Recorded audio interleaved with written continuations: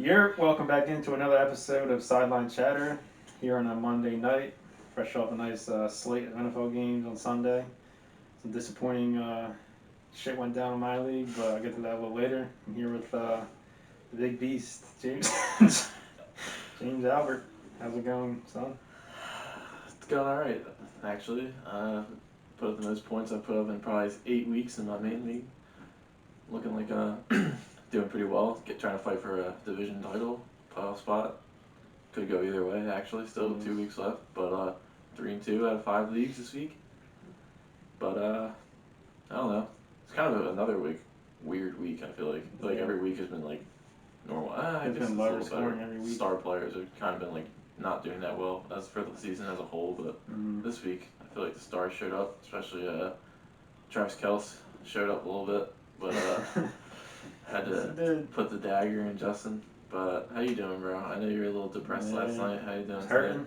I was up like 45 points or something, facing Kels, Clyde, and Butker, and I lost by 4 because the fucking Raiders just leaving Kelsey open the entire game, and 30 seconds left, he's wide open for a 25-yard touchdown right down the middle. Nobody even close to him. Best player in the field, and nobody even close to him.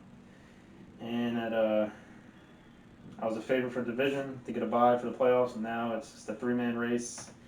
I don't hold any of the tiebreakers because apparently division record is better than points. So, yeah. I hope there's no division next year. Should be an interesting draft.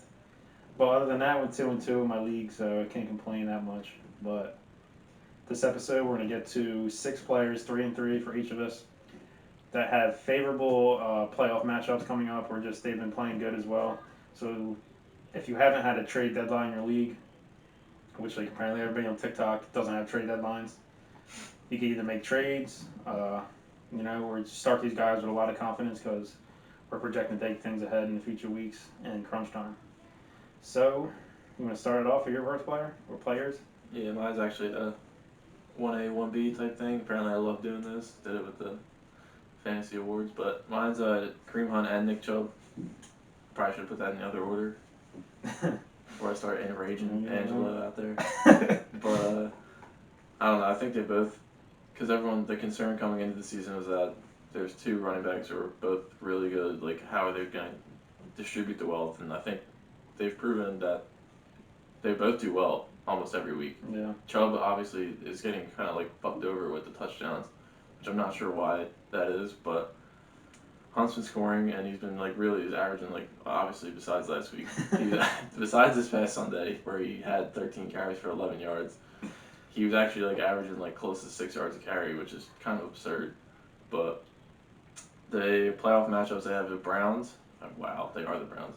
Got my notes all fucked up here. The Jags are 7th most points for running backs. Titans are 6th most. Ravens are in there week 14. They're 25th against running backs, but they both had decent games week 1, and I feel like their offense is better now than it was then.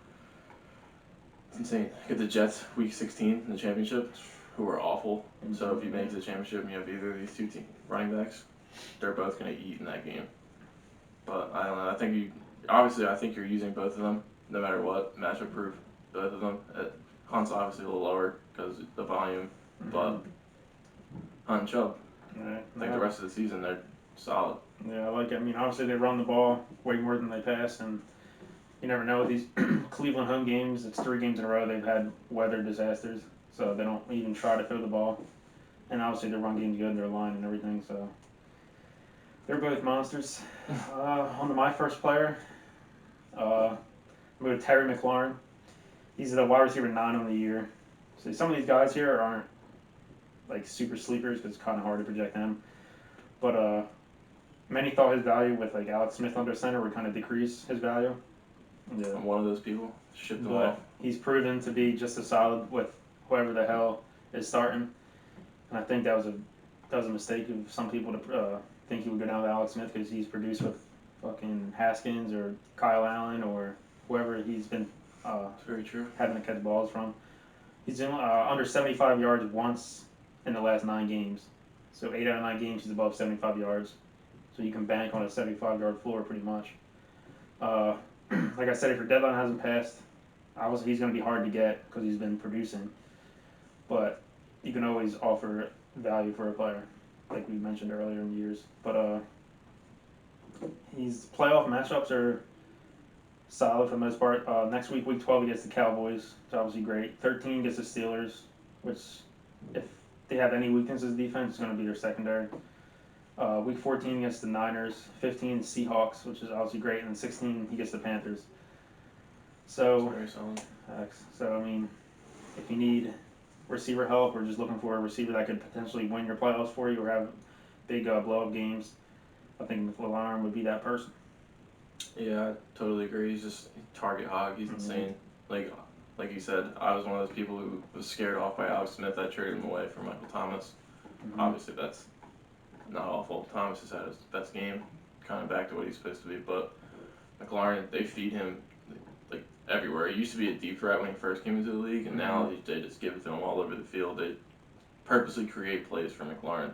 That's always something you want out of probably your second receiver the way you drafted. Yeah, 6th in the league in targets, and his snap share is 99.3%, which is number 2 in the league. So he's like never leaves the field. Yeah, he's definitely could probably be someone who could end up being a league winner, especially with those two matchups to end the season. That's pretty wild. But all right, switch it up with a QB here. Tom Brady, the GOAT. The GOAT. Against defenses who are top 20, or 1 through 20 in most fantasy points given up to quarterbacks this year, Brady's averaging 25 points a game against them. Same. 8. I think it's 7 out of his 9 or 10 games so far. Weeks 14 and 16, he gets the Vikings, who are 14th, Atlanta, who's 1st, and Detroit is 13th. So, going off all the statistics right here, he should have at least 25 points a game in the playoffs. And that's solid for a QB. Especially if you went 0 QB and just drafted him hoping that he would be decent with the rest of your lineup. He's actually turned into someone who's been very solid in multiple 40-point games.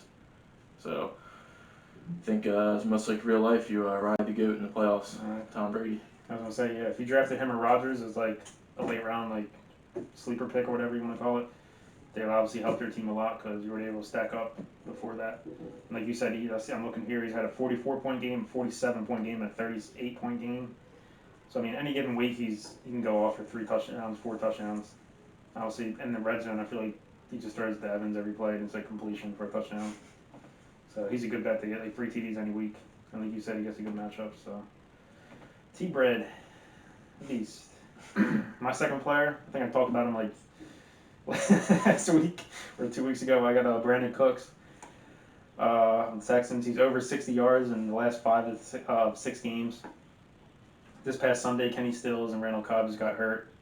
So, if you need even a bigger reason to start him, that's one right there. If you're still thinking about starting him, I feel like it's not even really a question at this point. So, Jake, stop asking if you should start him. But I know James and Reggie told him to start Cooks this week, and Cooks had a solid 85 yards. We'll see. Yeah. We'll see how it goes. With the last 6 games, he had 12 targets, 9, 8, and then 5 this past week. And yeah, that's what 85 yards. So it's ridiculous. Obviously, you have Watson as your QB, and no run game whatsoever. They haven't been able to run the ball for shit the entire year. So I feel like the ceiling's always there and the floor is always there. Week 12, he gets the Lions, which is juice. 13 gets the Colts, which I think is kind of it looks scarier on paper than it really is. Obviously Rodgers just fucking tore him apart, kind of. Adams had a good game, whatnot. 14 to get the Bears, which is awful for the first week of the playoffs. But like I said, they're not running the ball, so you can count on Watson dropping back 40 times a game and throwing it. 15 gets the Colts again, and the 16 gets the Bengals. So, I mean, the matchups aren't really great. But, like I said, they're throwing the ball way more than, any other team in the league, pretty much. So you can bank on that. So maybe if you can, if you have Cooks on your bench and you're thinking about starting or sitting him, I think you should start him from here on out. Or if you can go throw him in a trade and do that, like we mentioned. But yeah, Brandon Cooks, I think, should have a solid end of the year. Yeah, he's very solid. I have him in a league with multiple flexes, and a few weeks ago I was a little scared to put him in my lineup, but he's turned into someone whose floor has been absurd. Yeah. So, especially like you said, Cobb and what's his name? Stills. Stills are out. I couldn't think of it. I literally just said it. Cobb and Stills are out, so literally can only go up from where he's been, Right. which is crazy to say with how good he's been. But no, I think Brandon Cooks is a very solid, should have a very, very solid postseason. So plug him every week. I think he's matchup proof now, Yeah. especially with the way Watson's been playing.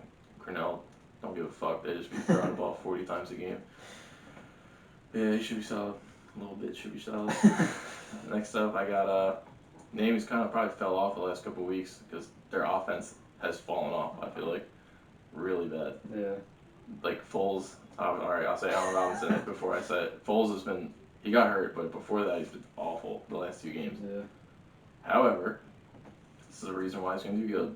He's still second in the NFL in targets, which is stupid for someone whose offense is that bad and how they get trounced every week. I feel like it's bad, but he gets fed. He gets force fed the ball, and Mooney had a good week where he was the number 2, and then he had 2 really bad games back to back. So it's obvious that he is the only target there, Allen Robinson, and their playoff schedule is not perfect, but it's really they play the Texans, who are 12th, the Vikings, who are 4th, and Jaguars, who are 9th most points to receivers. It's good. It's all really good matchups, regardless of who's playing quarterback, because they're both Trubisky and Foles are somehow still hurt. I don't understand that. I don't know who the backup is or practice squad quarterback. I don't know what their plan is, but I don't think it matters who's throwing the ball because he's someone that they're force feeding no matter what. Yeah. So I think Allen Robinson, you've probably been scared to use him, honestly, with all this quarterback news and how bad they've been playing, but I think he's still matchup proof despite all that because of how he's the only option there. So I know you traded him away. In one league. Yeah, I had all my leagues. Had him in every league, you traded him away to one, but what do you think about that? Yeah, no, I like him. Obviously, I love him as a player. Like, with the Texans, they can't run the ball for jack shit either. It's like they run for, like, freaking 2 yards a carry every play.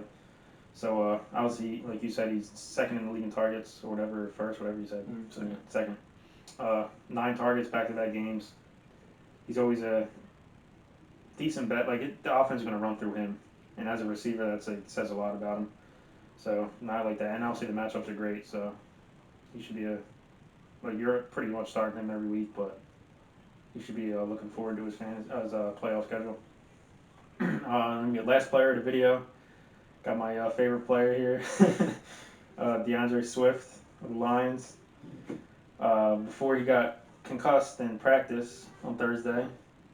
I don't know what the hell's going on over there. Matt Patricia rant incoming here. I don't know how this man still has a coaching job. I don't know how he's letting his best running back get concussed in practice. I don't know who hit him in practice in the head. Something's fucked up's going on in Detroit. He needs to be fired. But on the Swift. And I had him in my league, and I couldn't start him. I had to use Gus Edwards, who got fucking 0.2. So that even angers me even more. But 26 fantasy points before last game that he missed, which is obviously great. He pretty much took over the backfield before that. As we know, they have Adrian Peterson and Carrion, who just washed up at this point. They stink. Week 12 against the Texans, who are atrocious against the run. 13 the Bears. Every player I mentioned gets the Bears, apparently. But after that, they get the Packers week 14, who can't stop the run for shit. Week 15, the Titans, who are a bad defense now. 16, the Bucks, who are, it's not a really great matchup, but he's proven to be a dual threat this year with a lot of catches out the backfield. And if Patricia had any fucking smart bone in his body, he would play him and obviously realize that they just got shut out against the Panthers this week. Shut out against the Panthers, a 3-win team. So, honestly, he's their best player on the roster, minus Galladay and Stafford, but he's a quarterback, so. His usage should increase, he should produce because he's good. So, if you have Swift, just pray he's healthy and no fuckery goes on in Detroit anymore. And that's all I gotta say. I don't have much to add to that. He's just been really good at the end. Like, they're running, the people behind him are awful. Yeah. It's not like there's someone there who's almost as good or equally as good. Mm-hmm. AP and Carrion are terrible. Just, that's it. He should be the guy. He should be locked into 20 touches a game at least. Whether they're winning or losing, because like you said, he's a pretty good pass catcher too. Mm-hmm. But I don't know what's going on in Detroit. Just got shut out by a really bad Panthers team. Really bad defensive Panthers team. I feel like they kind of get shredded by everyone and then on the ground at least. Shut out by Panthers. Not good, but I don't have much to say other than that. That wraps up this video. Hope we drop some knowledge for y'all and help you win your leagues out there, because I know playoffs is in 2 weeks in majority of leagues. So please subscribe to the channel, hit that notification bell, subscribe to our TikTok, Sideline Chatter. That's our most buzz we've gotten. Platform. Yeah, Right. 17K likes, little light steps, but Approaching 250 followers, I believe. yeah. So our next goal is to 1K followers on TikTok. So we'll see y'all probably on Thursday. Probably do a video. Yeah, unless you're busy. No. It's a depressing text I got last Thursday. So I can't record tonight, bro. I was like, oh, all right. Hopefully, we'll have some Christmas decorations with the Christmas season approaching. But yes, sir. We'll see y'all on Thursday. All right.